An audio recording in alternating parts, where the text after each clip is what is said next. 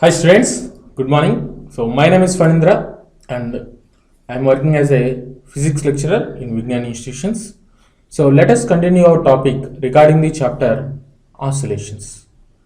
Until now we have discussed about what is oscillatory motion, what is periodic motion and simple harmonic motion and some of the characteristics of the simple harmonic motion.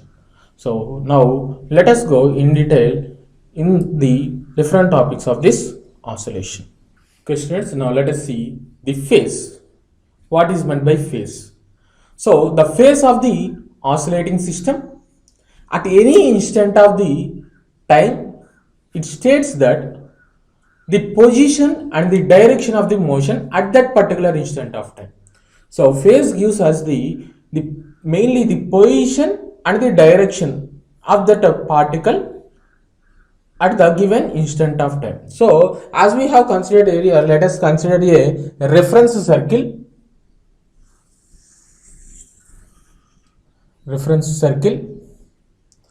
So these are the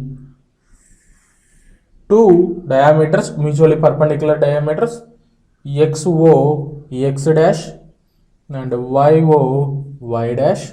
Let P is the particle, let A is the radius, A is the radius of this reference circle, and here we have considered as a theta. Then the displacement of this projection P is y. Then the equation for this displacement is given by y is equal to a sine theta, or which can also be written as y is equal to a sine omega t plus theta.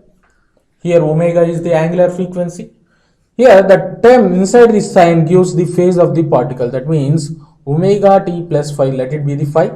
Omega t plus phi is the phase of the particle.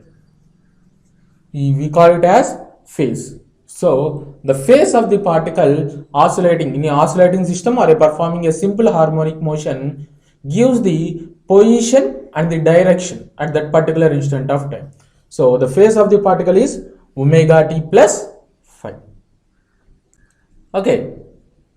Now phase difference. What is the phase difference of the particle? If the particle is at one position at particular instant of time t1, and if the particle moves to the another position at the another instant of time t2, let the phases of these two positions be theta 1 is equal to phase of the particle 1 is, let it be omega t1 plus or omega t plus phi 1.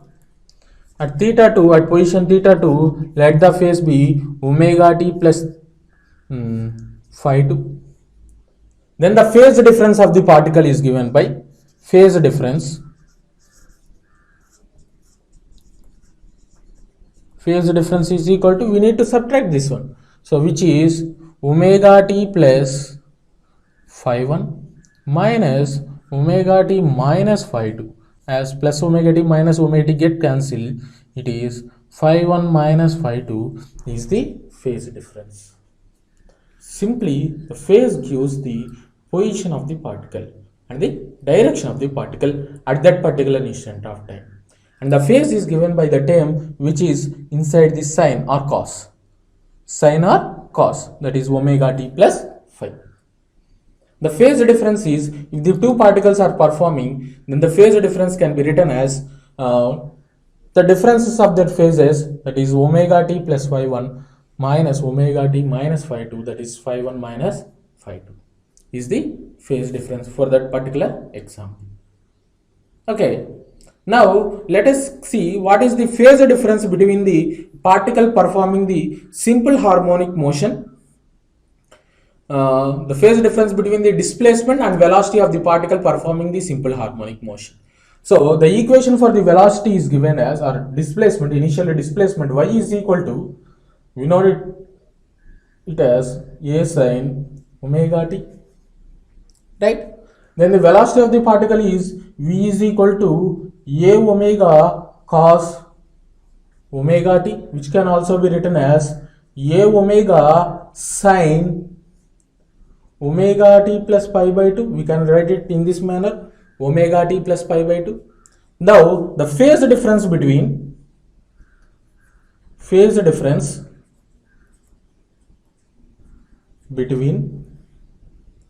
displacement and velocity. Displacement and velocity is omega t plus pi by 2. The difference here is nothing but pi by 2. The phase difference is 90 degrees. Right. Similarly, the phase difference between the displacement y is equal to a sin omega t and the acceleration vector a is equal to minus a omega sin omega t, which can also be written as a omega sin omega t plus pi. Right. So the phase difference between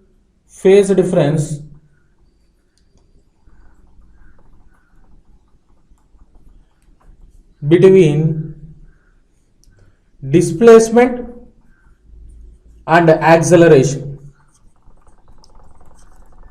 is equal to pi. Here you can see here from these two the difference will be equal to pi. So this is the phase difference. So from this we have learned about what is meant by phase and what is the phase difference of the particles executing simple harmonic motion. Okay. So the next one is initial phase or epoch. So you can see here the initial phase of the oscillation is called as epoch. So we know that the equation displacement equation is y is equal to a sin omega t plus phi. Let the equation for the displacement of the simple harmonic motion or a particle performing oscillatory motion is given as y is equal to a sin omega t plus phi. Here omega t plus phi we call it as phase. The initial phase means at t is equal to 0, omega t plus phi becomes omega into 0 plus phi, which is equal to phi. This is called initial phase or epoch.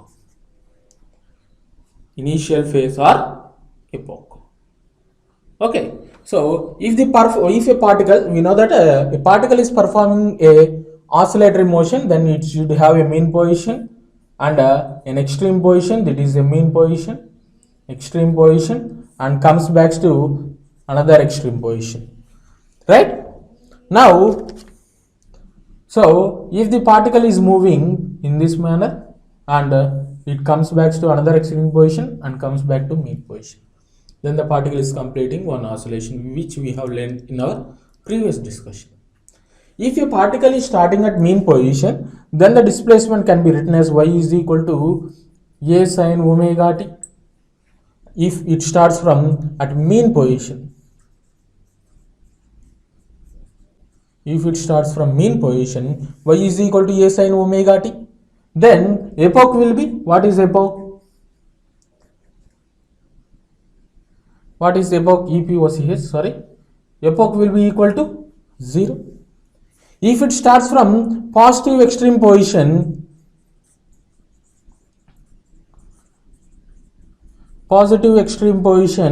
then the equation can be written as y is equal to a sin omega t plus pi by 2.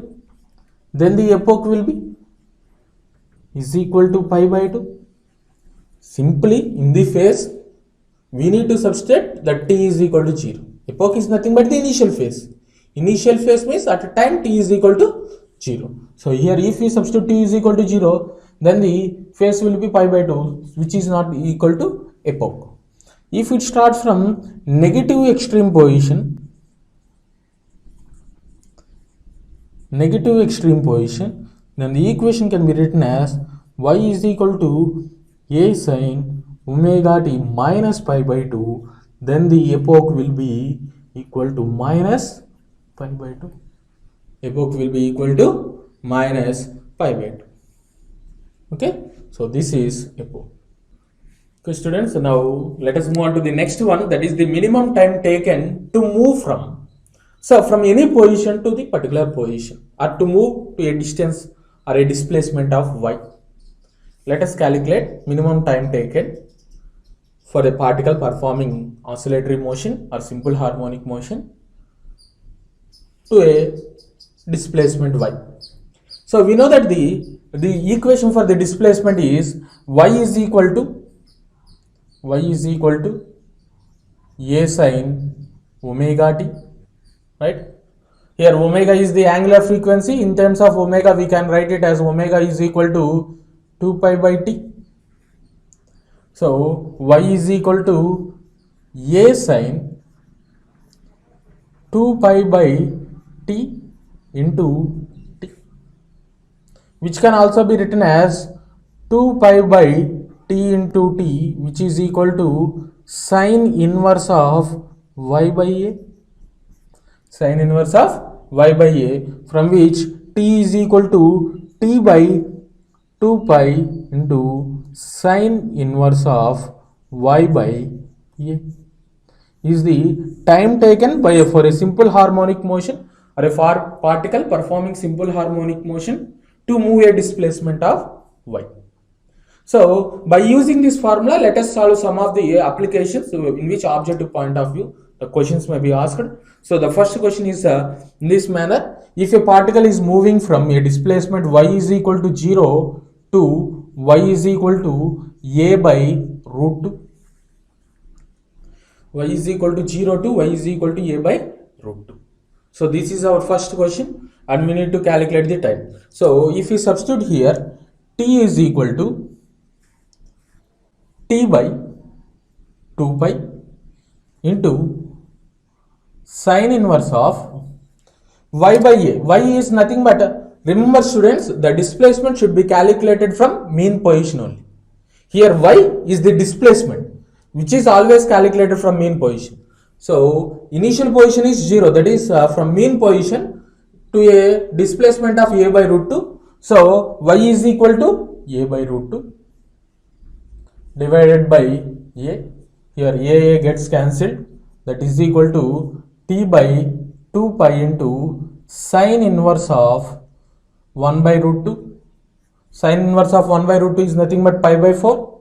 So t by 2 pi into pi by 4. Pi gets cancelled, 4 2's 8. So t by 8 seconds. Time taken by the particle performing simple harmonic motion to move from mean position to a displacement of a by root 2 is t by 8 seconds. Similarly, what is the time taken for a particle to move from y is equal to 0 to, let it be y is equal to a by 2. Y is equal to a by 2 to a position of y is equal to a by 2. Similarly, while substituting again in this formula, t is equal to t by 2 pi into sine inverse of, so here displacement from the mean position is a by 2. So a by 2 divided by a gets cancelled, that is equal to t by 2 pi into sine inverse of 1 by 2, which is nothing but sine inverse of 1 by 2 means 30 degrees, that is pi by 6. Pi cancelled, so that is equal to t by 6 to 12 seconds. So t is equal to t by 12 seconds, right? Similarly, let us find the time taken to move from y is equal to 0 to y is equal to root 3a by 2. Then the equation will be t is equal to t by 2 pi into sine inverse of root 3a by 2 divided by a. Here a gets cancelled, that is equal to 2 by t by 2 pi into sine inverse of root 3a by 2 sine 60, that is equal to pi by 3. Pi cancel, that is equal to t by 6 seconds. Similarly, let us calculate the time taken by the particle to move from y is equal to 0 to y is equal to a. Therefore, t is equal to t by 2 pi into sine inverse of a divided by a. Here a cancel. So, sine inverse of 1 is nothing but pi by 2. So, pi cancel. So, that is equal to t by 4 seconds. Okay. So, in this all this we can simply replace the value of y with the given values, because from all these for all these applications or for all these questions, the particle is or the displacement is calculated from only mean position only. So if the question is given like this, find the distance or the time taken by the particle to move from y is equal to a by 2 to y is equal to a. Y is equal to a by 2 to y is equal to a. Here we cannot substitute this formula. Why? Because here the displacement y, the term y here is the displacement which is always calculated from mean position only. But here the difference we are not calculating from the mean position, right? And so we have to take like this: the time taken t is equal to time taken by the particle to move to a, 0 to a, which is t by 4, minus remove this time, y is equal to a by 2. To move to a by 2, that is t by 12. T by 12. So which is 12 means 3 minus t, 2t, which is 6 times, that is equal to t by 6 seconds. Okay. Or you can take like this: y is equal to a by root 2 to y is equal to a. Then also t is equal to time taken from mean position to a is t by 4 seconds, t by 4, minus time taken from 0 to a by root 2. A by root 2 is t by 8, t by 8, that is equal to t by 8, which is also t by 8 seconds. Okay, in this manner we can solve the problems regarding the time taken to move from one position to another position for a particle performing simple harmonic motion. Okay. Okay students, now let us move on to the next topic, that is Force law of SHM, simple harmonic motion. So whenever particle leaves the mean position, the force acting on the particle is always tends to bring back the particle to its mean position. This force is called as restoring force. So consider a particle performing a simple harmonic motion. Let it be the mean position. If the particle is starting from here, it goes to one of the extreme position. It is extreme position. So as the particle is moving to extreme position, there is a force acting on this particle, which is always tries to bring back this particle towards its mean position only. There is a force acting on the particle which always tends to move the particle towards its mean position. Such force is called as restoring force. We know that from the Newton's second law, force F is equal to m into A. For a particle performing the simple harmonic motion, A is equal to minus omega square y. Substituting here, therefore, F is equal to minus m omega square y. Now, let some constant k is equal to m omega square, then the above equation can be written as F is equal to minus ky. Here, k is called force constant.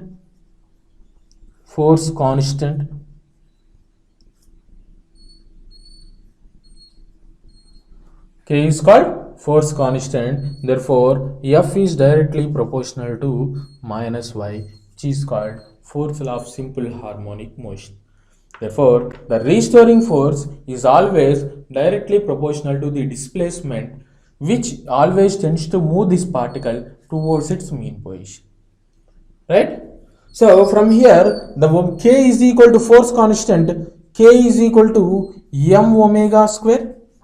from which we can write omega square is equal to k by m, or omega is equal to root over k by m.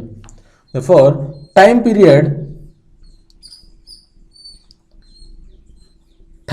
t can be given by 2 pi by omega, which is equal to 2 pi by root over k by m, or t is equal to 2 pi root over m by k.